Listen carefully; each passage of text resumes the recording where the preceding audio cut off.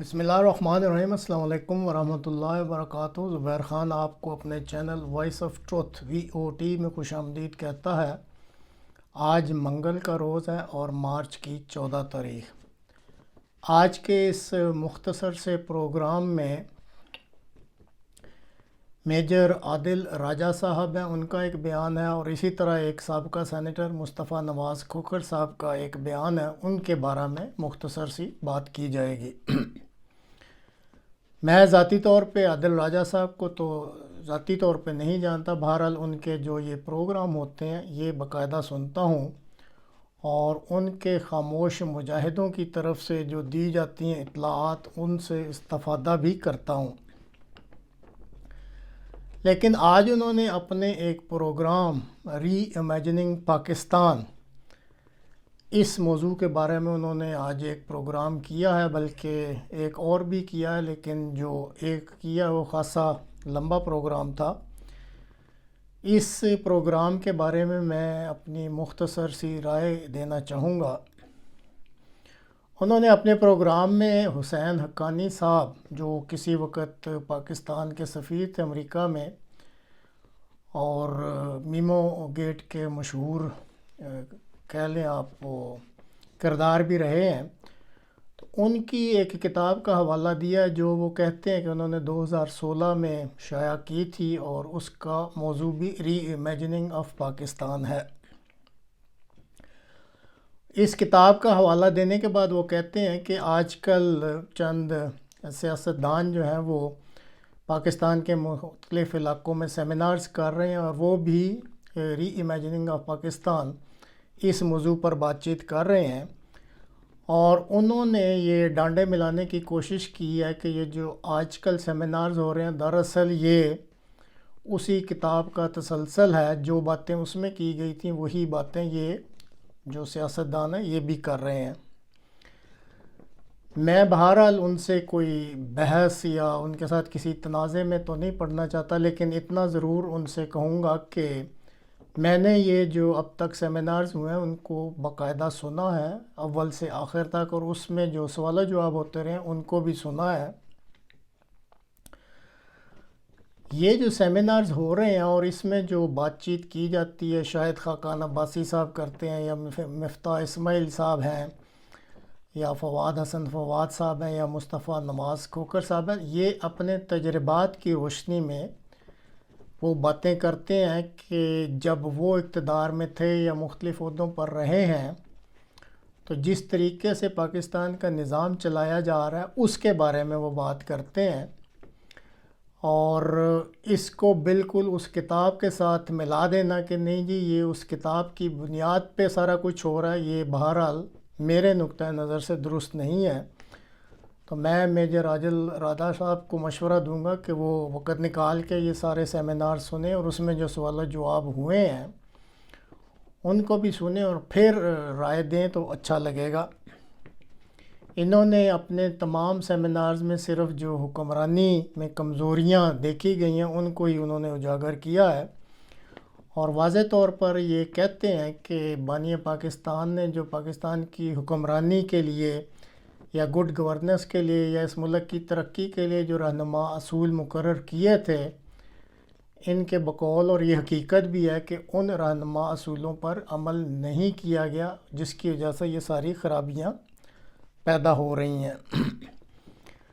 اب اتنی سی میں نے بات کرنی تھی، امید ہے میجر عادل راجہ صاحب بغیر کسی غصہ میں آئے ہوئے یا کوئی اس پہ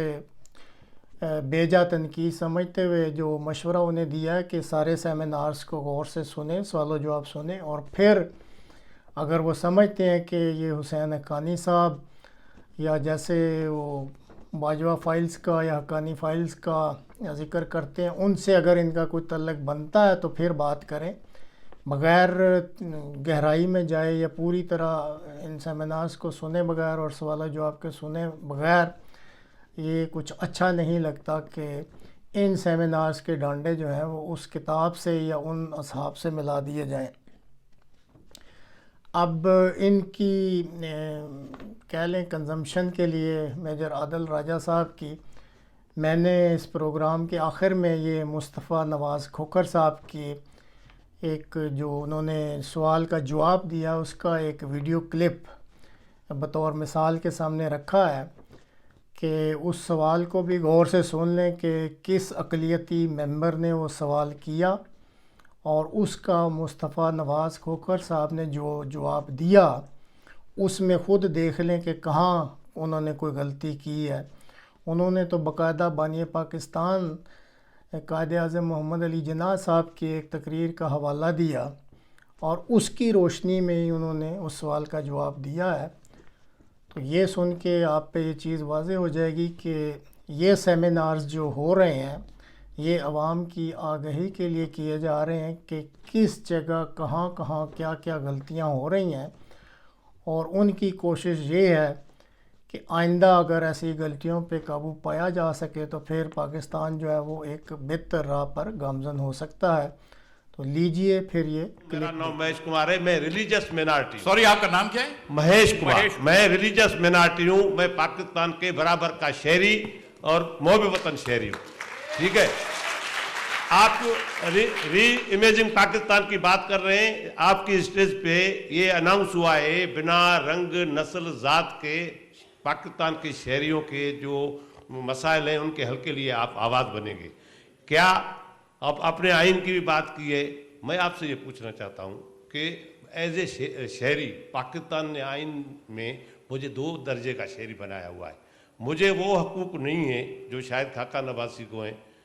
مجھے وہ حقوق نہیں ہیں جو عارف علوی کو ہے۔ پاکستان کا آئین مجھے وزیر اعظم بننے سے روک رہا ہے، پاکستان کا آئین مجھے صدر بننے سے روک رہا ہے۔ کیا آپ کے پروگرام میں میرے شہری حقوق کے بحالی کا پروگرام ہے کہ اس میں آپ رہے؟ دوسرا اس کے ساتھ ہی میرا دوسرا اس کے ساتھ ہی ہے آئین کا، سر ایک منٹ، اس میں اس کے کنیکٹڈ ہے۔ پاکستان کے آئین میں بلاسفیمی لا ہے جو پاکستان میں اس کا مس یوزنگ ہو رہا ہے۔ مس یوزنگ، میں یہ کہتا ہوں کہ اگر کوئی بلاسفیمی ہو رہی ہے تو اس کو سزا دینی چاہیے، اس کا کوئی طریقہ کار بننا چاہیے۔ ابھی سندھ میں ایسے واقعات ہو رہے ہیں، حیدرآباد میں ہوا، مٹی میں ہوا، لوگ جس کے ساتھ دشمنی ہے یہ لگا دیتے ہیں، اس کی ایف آئی آر کاٹ جاتی ہے اور 5 سال 10 سال اس کا وہ آدمی جیل میں ہوتا ہے، اس کا کیس نہیں چلتا، کوئی جج سننے کے لیے تیار نہیں ہوتا۔ پلیز اس کے لیے کوئی آواز۔ مہیش بھائی بہت بہت شکریہ۔ آپ کو تو پتہ ہے کہ ہمارے ہاں انفارچونیٹلی جو پچھلے 75 سالوں میں اور خصوصاً پچھلی 4-5 دہائیوں میں جو پوری ہماری اجتماعی نفسیات مینوفیکچر کی گئی، اس مینوفیکچرنگ میں ایک مخصوص رویہ ہمارا سماج، ہمارا معاشرہ اختیار کرتا گیا یہاں پہ بسنے والی مائنورٹیز کے حوالے سے۔ ہم اس چیز پر تو فخر کرتے ہیں کہ لندن کا میئر، اس کا تعلق پاکستان سے ہے۔ ہم اس چیز پہ تو فخر کرتے ہیں کہ برطانیہ کا وزیر اعظم، اس کا تعلق بر صغیر سے ہے۔ اسکاٹ لینڈ کے اندر جو وہاں پر فرسٹ منسٹر ہے، ابھی اس کا جو الیکشن ہو رہا ہے وہ ان کا تعلق پاکستان سے ہے۔ لیکن وہی چیزیں ہم اپنے ملک میں یہاں پر مائنورٹیز کو دینے کے لیے تیار نہیں ہیں، تو یہ صرف منافقت ہے اور کچھ نہیں ہے۔ میں یہ سمجھتا ہوں کہ ہمارے ہاں جو وزیر اعظم چیف ایگزیکٹو بننا ہے اس ملک کا، وہ اختیار اور وہ حق تمام پاکستانی شہریوں کو برابر کا حاصل ہونا چاہیے۔ ہمارے سامنے اس معاملے میں سب سے جو زیادہ واضح اور روشن دلیل ہے وہ قائد اعظم محمد علی جناح نے خود دی۔ ان کی 11 اگست کی سپیچ، بہت اچھی بات، وہ 11 اگست کی ان کی سپیچ ستم ظریفی، یہ دیکھیے کہ وہ بہت عرصے تو غائب رہی، اس تقریر کو غائب کر دیا گیا، اور اس تقریر کے اندر وہ کہتے کیا ہیں؟ بانی پاکستان، اس مملکت کے بارے میں یہ کہتے ہیں کہ آپ کا جو بھی مذہب ہو اس کا ریاست سے کوئی تعلق نہیں۔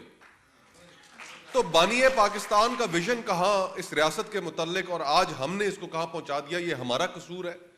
ہم شرمندہ ہیں، ہم پاکستان کی مائنورٹیز سے، میں بطور پاکستانی، بطور ایک مسلمان کے، میں شرمندہ ہوں کہ ہم آپ کو وہ حقوق نہیں دے سکے جو آپ کا حق ہے۔ اور انشاءاللہ العزیز جو ری امیجن پاکستان ہے، جو ہم ایک تصور نو کرنے جا رہے ہیں،